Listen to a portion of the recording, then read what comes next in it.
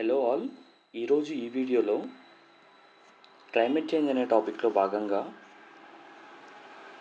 ఈ ఇండియా పంచామృత్ అని చెప్పేసి భారతదేశం పెట్టుకున్నటువంటి 5 ఇంపార్టెంట్ క్లైమేట్ కమిట్మెంట్స్ని అయితే ఈ వీడియోలో చూద్దాము.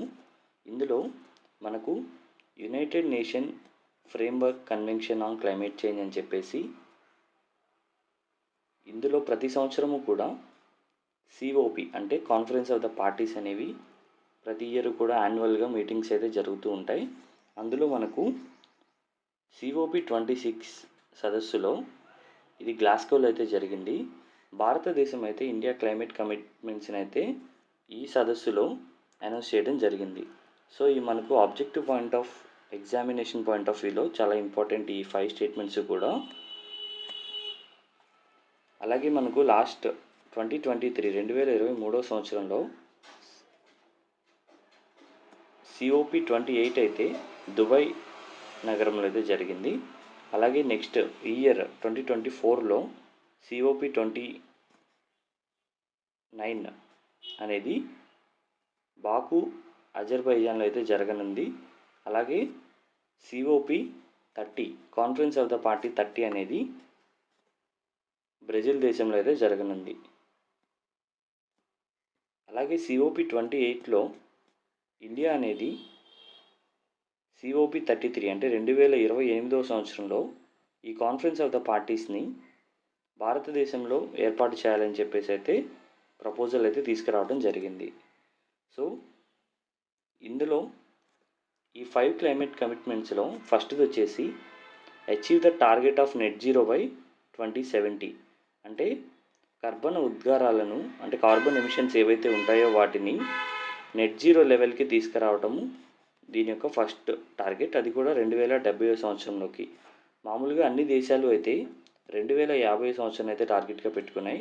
కానీ భారతదేశం అయితే 2070 సంవత్సరం కల్లా ఈ కార్బన్ ఎమిషన్స్ ఎంతైతే ఎమిట్ చేస్తుందో అంతే ఎమిషన్స్ని అబ్జర్వ్ చేసుకునే కెపాసిటీని తీసుకురావడమే, రెండింటిని ఈక్వల్ చేయడమే ఈ నెట్ జీరో ఎమిషన్స్ అని చెప్పేసి అయితే పిలుస్తాము.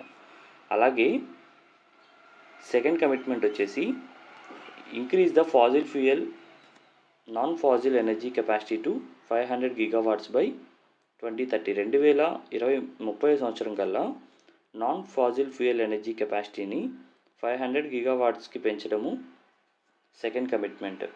నాన్ ఫాజిల్ ఫ్యూయల్ ఎనర్జీ అని అంటే ఏదైతే ఫాజిల్ ఫ్యూయల్స్ నుంచి కాకుండా ఇతర మార్గాల నుంచి వస్తున్నటువంటి ఎనర్జీ శక్తి ఏదైతే ఉంటుందో దాన్నే నాన్ ఫాజిల్ ఫ్యూయల్ ఎనర్జీ అని చెప్పేసి అంటాము. జనరల్గా మనకు ఫాజిల్ ఫ్యూయల్ అంటే కోల్ కానీ అలాగే పెట్రోల్ కానీ క్రూడ్ ఆయిల్ కానీ ఇలాంటివన్నీ కూడా మనకు ఫాజిల్ ఫ్యూయల్స్ కేటగిరీలోకి వస్తాయి. నెక్స్ట్ థర్డ్ కమిట్మెంట్ వచ్చేసి meet the 50% of it's energy requirement from renewable energy by 2030 అంటే 2030 సంవత్సరం కల్లా భారతదేశపు ఎనర్జీ రిక్వైర్మెంట్లో 50%ని రెన్యూబుల్ ఎనర్జీని అంటే పునరుత్పాదక ఇంధన వనరుల నుంచి ఈ ఎనర్జీని అయితే తీసుకురావడం జరుగుతుందని చెప్పేసి అయితే థర్డ్ కమిట్మెంట్ని చెప్పడం జరిగింది. మనకు ఎనర్జీలో రెన్యూబుల్ ఎనర్జీ అలాగే నాన్ రెన్యూబుల్ ఎనర్జీ అని చెప్పేసి 2 రకాలైతే ఉంటాయి. మనం రెన్యూబుల్ ఎనర్జీలో ఆ సోర్స్ని ఉపయోగించుకుంటే మళ్ళీ వాటిని పునరుద్ధరించుకోవచ్చు. అలాగే నాన్ రెన్యూబుల్ ఎనర్జీలో ఏంటి అని అంటే ఒకసారి మనం వాటిని వాడితే తిరిగి మళ్ళీ మనం వాటిని పునరుద్ధరించలేము. లైక్ కోల్ కానీ పెట్రోల్ ఇలాంటివన్నీ కూడా నాన్ రెన్యూబుల్ ఎనర్జీ కిందకు వస్తాయి. అలాగే మనకు నేచర్లో అవైలబుల్ ఉండేటువంటి సన్ నుంచి వచ్చే సోలార్ ఎనర్జీ కానీ అలాగే వాటర్ నుంచి వచ్చే హైడ్రోథర్మల్ ఎనర్జీ కానీ ఇవన్నీ కూడా మనకు రెన్యూబుల్ ఎనర్జీ కిందకైతే వస్తాయి. నెక్స్ట్ ఫోర్త్ కమిట్మెంట్ వచ్చేసి reduce the total projected carbon emission by 1 billion turns from now till 2030 అంటే 2030 సంవత్సరం లోపు ఈ కార్బన్ ఎమిషన్స్ని ఏవైతే ఉంటాయో అవి ఇప్పటి నుంచి 1 బిలియన్ టన్స్ని తగ్గిస్తామని చెప్పేసి ఫోర్త్ కమిట్మెంట్ అయితే పెట్టుకోవడం జరిగింది. అలాగే లాస్ట్ వచ్చేసి reduce the carbon intensity of it's economy by less than 45% by 2030 అంటే 2030 సంవత్సరం కల్లా ఈ కార్బన్ ఇంటెన్సిటీని కూడా 45% తగ్గిస్తాము అని చెప్పేసి ఈ ఫిఫ్త్ కమిట్మెంట్ని అయితే పెట్టుకోవడం జరిగింది. సో ఈ 5 కమిట్మెంట్స్ కూడా ఆబ్జెక్టివ్ పాయింట్ ఆఫ్ ఎగ్జామినేషన్లో చాలా ఇంపార్టెంట్. అలాగే ఈ సిఓపి 26లో వీటిని అనౌన్స్ చేయడం జరిగింది. ఈ సిఓపి 26 అనేది గ్లాస్గోలో జరిగింది. ఈ 5 కమిట్మెంట్స్‌నే పంచామృతం అని చెప్పేసి అంటారు. అలాగే COP28 అనేది మనకు దుబాయ్ నగరంలో జరిగింది.